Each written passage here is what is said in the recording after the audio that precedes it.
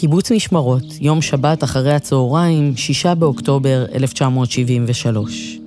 דורי בן זאב, שדרן רדיו בגלי צהל, קבע פגישה עם חבר בן הקיבוץ כדי להקליט אותו שר לאלבום ראשון. החבר הזה הוא מאיר אריאל. דורי התמקם באולפן המאולתר והמתין לחברו, כשלפתע ראה את גודה אריאל, אמא של מאיר, עולה מתנשפת ונמרצת בשבילי הקיבוץ כשהיא קוראת, היכן מאיר? דורי ראה את הבהלה על פניה ומיד שאל מה קרה. גודה השיבה בשתי מילים. פרצה מלחמה.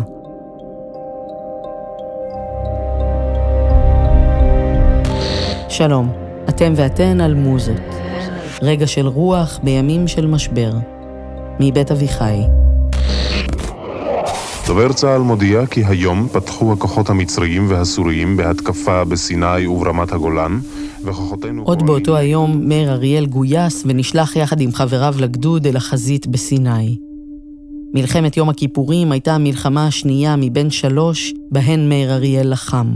למעשה, הפרסום הראשון שלו היה אחרי מלחמת 6 הימים, כשכתב את ירושלים של ברזל, מעין פרפרזה או תגובה לשיר שהפך להמנון התקופה. ירושלים של זהב, של נעמי שמר. בשיר של שמר, ירושלים מוארת, ובתשובה של אריאל, הצל הוא זה שנוכח.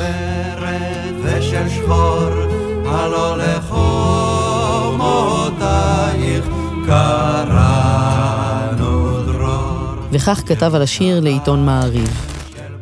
ידעתי איך כל העם משתגע מהשיר ירושלים של זהב. גם אני הייתי משוגע מהשיר הזה. אבל אני גם ראיתי איך שחררו את ירושלים ובמה זה עלה. ומה שהרגשתי באותו הזמן, ומה שפרץ ממני, היה להגיד, רגע אחד רבותיי, יש לנו היום הכותל המערבי, אבל לא לפני שיש לנו כך וכך אמהות שכולות. עם ישראל, עכשיו אתה יכול להיכנס לירושלים העתיקה, אבל לפניך נכנסה פה עופרת בגוף החברים שלי. במלחמת יום הכיפורים, מאיר אריאל לחם בסיני עם גדוד 416 של חטיבת הצנחנים. לאחר הפסקת האש, הפלוגה שלו תפסה את הקו בעיר סואץ, ושם הוא כתב את השיר לילה שקט עבר על כוחותינו בסואץ. שיר שמתאר שגרת שמירה ומתייחס לרגעים הפחות הירואיים של הקרב. רגעים בנאליים שלא קורה בהם יותר מדי.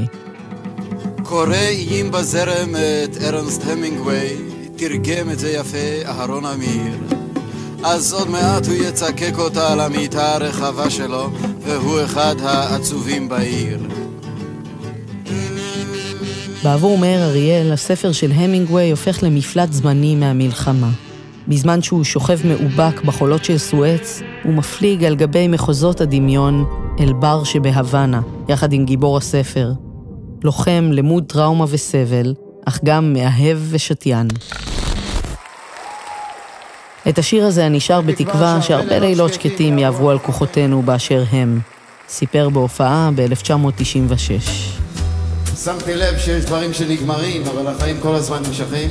וגם הקטע הוא בסואץ, הלוא זה הדבר הנפלא, עם תאים קשים במיוחד. זמניות, חברים, הזמניות. הכל נגמר בסוף, גם הטוב, נכון? אבל למי שלא מאמין בטוב, יש לי חדשות בשבילו. גם רע נגמר בסוף. פה למשל 3 חודשים בעיר סואץ. בכתיבה שלו, אריאל מצליח כמו נביא זעם אוהב להאיר את מה שנסתר מעינינו. באופוריית הניצחון של 6 הימים, הוא מזכיר את השכול והכאב. בסיום מלחמת יום כיפור, לצד השבר והחורבן, הוא מזכיר גם את הרגעים הפשוטים.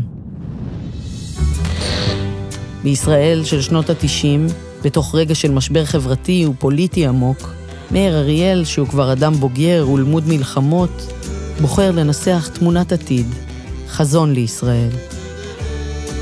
הנה ימים באים. כל הממסדים והמנגנונים הידועים יתפרקו ויעלמו, וסדרי ממשל משוכללים, פתוחים למשא ומתן, יקומו תחתיהם. הנה ימים באים, ותרבה תחושת ההדדיות בין אנשים, שתעלה מעומק ההגדרות העצמיות של היחידים, מתוך הייחודיות של האחד וההזדהות עם הייחודיות של הזולת. תהיה הכרה כללית שכל בני האדם עלי האדמות שווים ושונים. כל אחד הוא טביעת האצבע שלו. הנה ימים באים, הנה ימים באים.